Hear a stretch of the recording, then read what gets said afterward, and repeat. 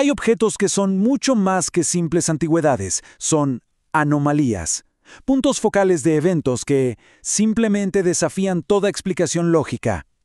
Hoy vamos a abrir un archivo sobre uno de esos objetos, un grimorio maldito conocido como el Códice Nigrum. Lo que vamos a analizar es una recopilación de datos, rigurosa y verificada, sobre este volumen. Pero que quede claro, esto no es una leyenda urbana ni un cuento de terror. Es un expediente forense sobre una influencia mortal que se ha extendido por siglos.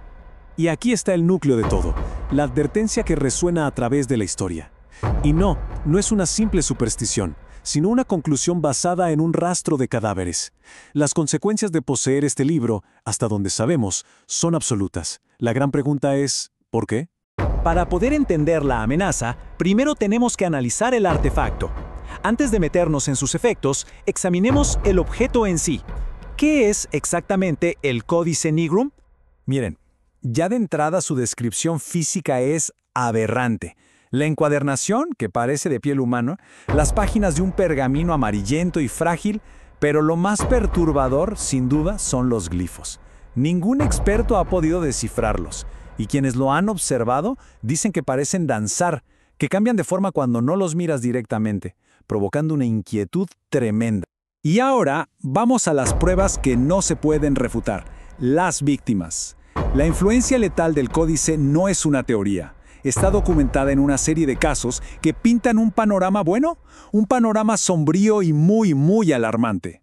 Este es el rastro documentado del libro a través del tiempo. 4 propietarios conocidos, 4 destinos trágicos. Y ojo, decir que Lord Ashworth murió de una apoplejía apenas roza la superficie del horror que se encontró. Cada caso es una pieza más en este rompecabezas macabro. El primer registro fiable nos lleva a una abadía francesa. El monje Lagel, un hombre erudito, se volvió solitario y paranoico después de obtener el códice.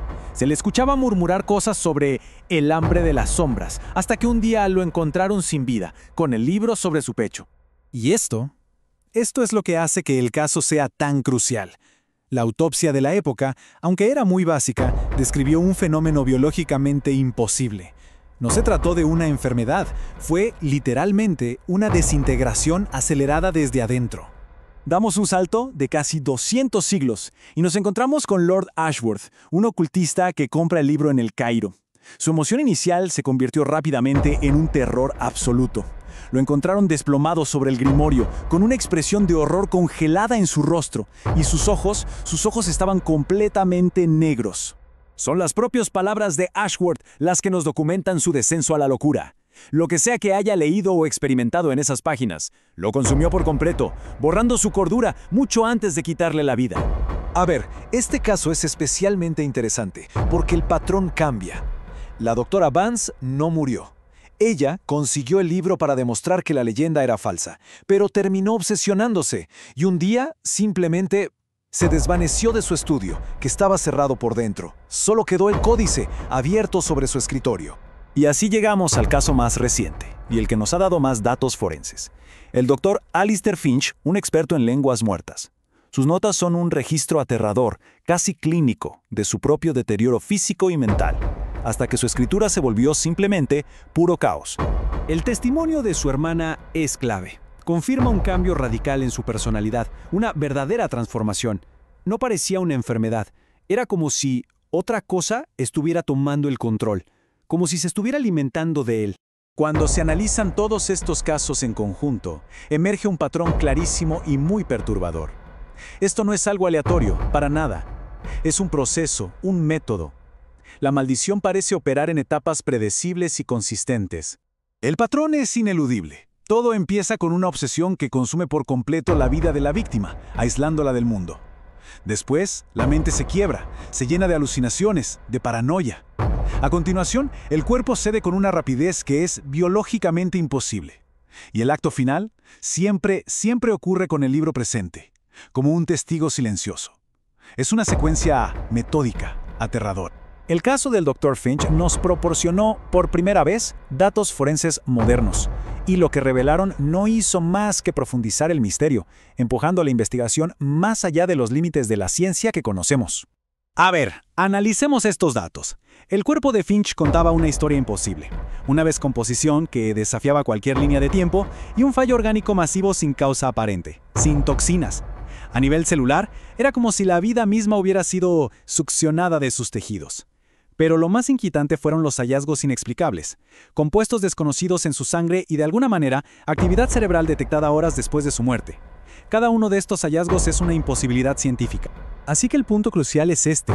La conclusión oficial de la investigación es que no hay una explicación científica para estas muertes. El Códice Nigrum actúa como un catalizador para un evento que nuestras ciencias, hoy por hoy, no pueden medir ni comprender. Ante la falta de explicaciones, digamos, normales, la investigación ha tenido que moverse hacia el terreno de la especulación informada.